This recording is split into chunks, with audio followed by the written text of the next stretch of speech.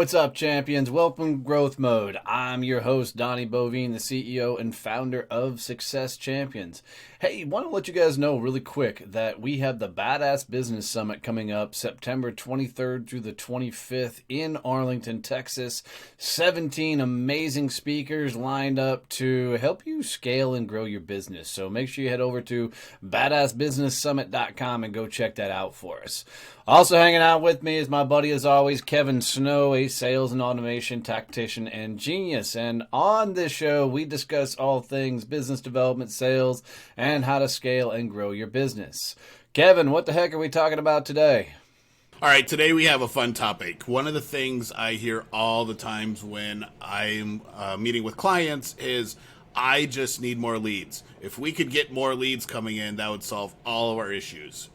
So today's topic is, no, you don't need more leads. Fix how you're selling first.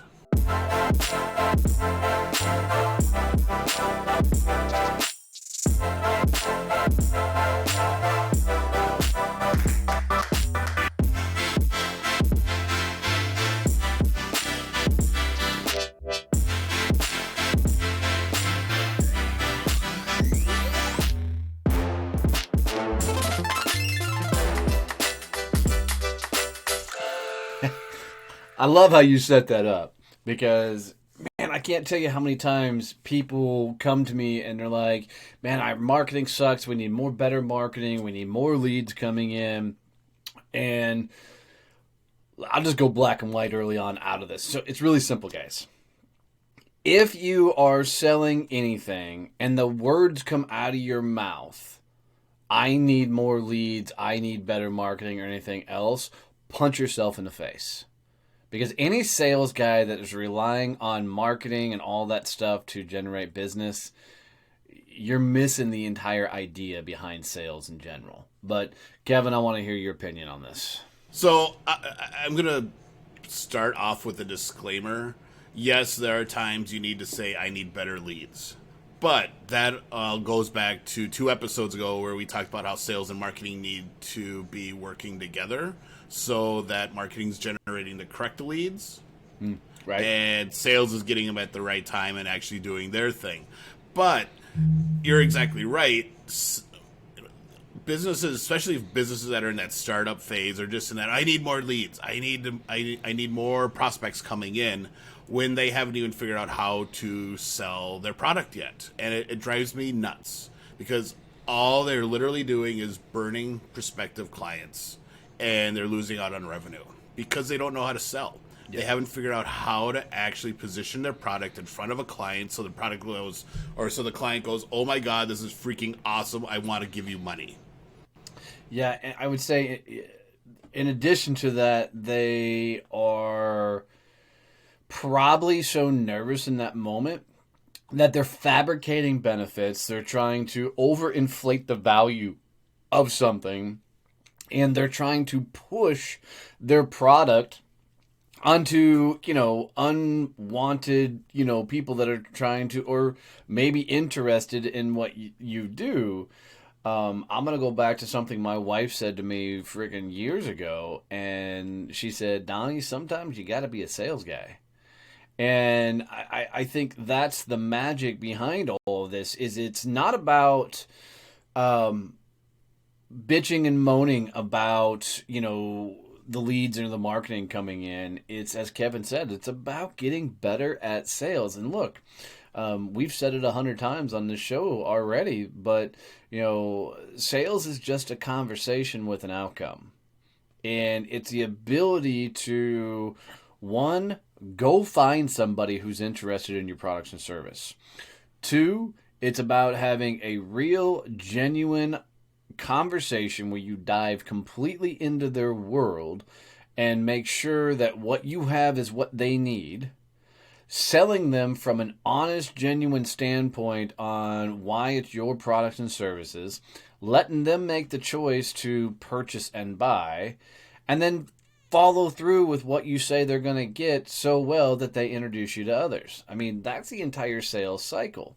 And if you're not perfecting each one of those stages, then you're going to bitch and moan about all the things that marketing or the leads are not doing for your company. So, I mean, truthfully, if you've got a lot of leads coming in and you've got some leads coming in, one, salespeople, be grateful that they're doing something to get you in some conversations, but use those leads that are coming in as opportunities to practice your shit, opportunities to have better and more thorough conversations, and opportunities to ask questions that you've had in your head. Would this get deeper conversations, or would this get further, more in depth?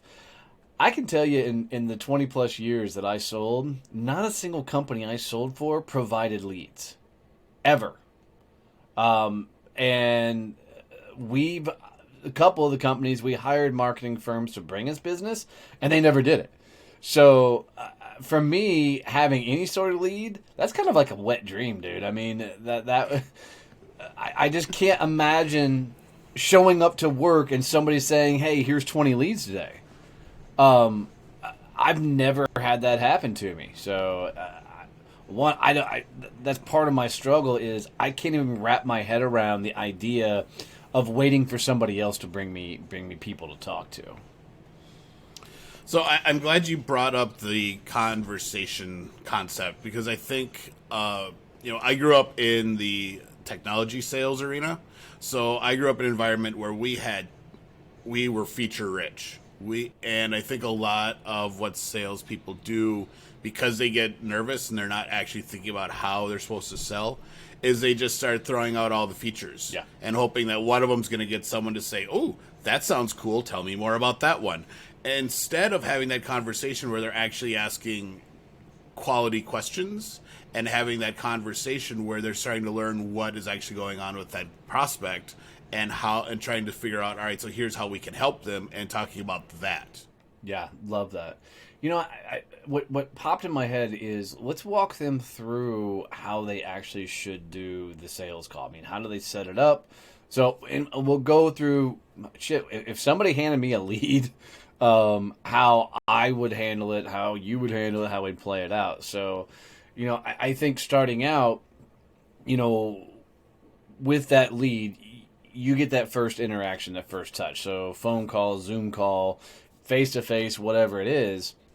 I truly believe, excuse me, you have to start it off with an understanding of why the heck the two of you are having that conversation. So why did they invite you into their home? Why did they invite you in their office? Why did they invite you in on a Zoom call? Why are they inviting you into this conversation? Because I think most people, when they would be given a lead, because they're waiting for a lead to come through to generate business for them, are probably going into it and immediately trying to pitch their product and service. And they're doing what you were talking about. They're immediately coming in and say, "Let me wow you with my bullshit of what makes this an awesome product or service." And I think from there, you've got to really dive into their world to understand what they're really trying to accomplish, do, create, build, or put together, because there's a reason they raised their hand and said, "Hey, I'm looking for this service," and it's our job to understand that.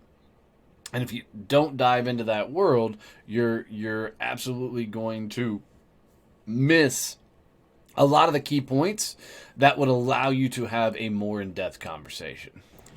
And I think a lot of people need to dive deeper than they think they do. A lot of them are really excited when they just get to the point where they understand the pain and the issue that's going on, and they can present a solution. I always want to take a step further when I'm meeting with a client and we've come to a realization of the issue. I want to know what it means to them to fix it, and what that impact is going to be, I need them to verbalize that, For sure. because now they have a vision of what could be, and now we have a common point that we can work towards, and it becomes much more of a partnership, as opposed to me trying to sell a service or a solution to fix an issue, but not understanding the impact that can have for their business. God, an impact is such a great word, because I think a lot of people go in and they hear that initial, we're looking to do this because of X, and then they immediately go in with some sort of pitch without completely understanding what the problem is. And truthfully, it's if you start there at such a surface level, you're going to pitch the wrong thing because you don't fully understand what it is. And when you get to impact, you're going to hear things like, if I don't fix this, then X is going to happen, or I'm going to lose this if we don't do this.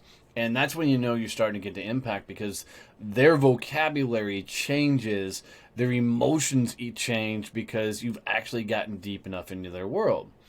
And I'm not, and it's not. Sorry, I'm going to just butt in. It's not just the consequences either that I like to get out of them. I want to hear the impact of if we fix it. It allows us we can hire 2 more people. We can expand into this market. We can open another store. We can do this. What is that positive outcome? I totally want to understand what happens if this doesn't get fixed and the long-term impacts. But I want to know what happens when we fix it. Yeah, and I'm glad you say that, because so many people sell towards pain, and I'm just not a big guy that sells towards pain. I want to sell towards what's happening in the future, like you're talking about now. I want to sell of where's all this going? What are we creating? What is this doing? And getting to a point to where, they're painting a picture of, if we can solve this issue, if we can do this, then it's going to allow us to get where we want to go. I love that entire frame of mind, because often when we talk about our networking groups and the things we're doing, you hear people saying, I wish I could help more people get more business by introducing them to my Rolodex, which is kind of that pain point thing. But when you get them seeing that, man, if you really focus on growing other people's businesses, how much it's going to impact yours, and then what that's going to allow you to do in the future, it's an amazing transformation as part of that conversation, to help people really go a lot bigger with what they're doing. And I think once you get to some sort of impact, you've got to understand, can they afford your services? Do they literally have a budget to be able to pay you? And, can they pay you? One, do they have the budget? Do they have the ability to say yes? Do they, can they actually pay for your services? And then you've got to have that song and dance. And I think a lot of people screw up that financial money conversation, in the sales call, because they're dealing with their own personal head trash. I often ask a group of people, can you afford your most expensive product and service?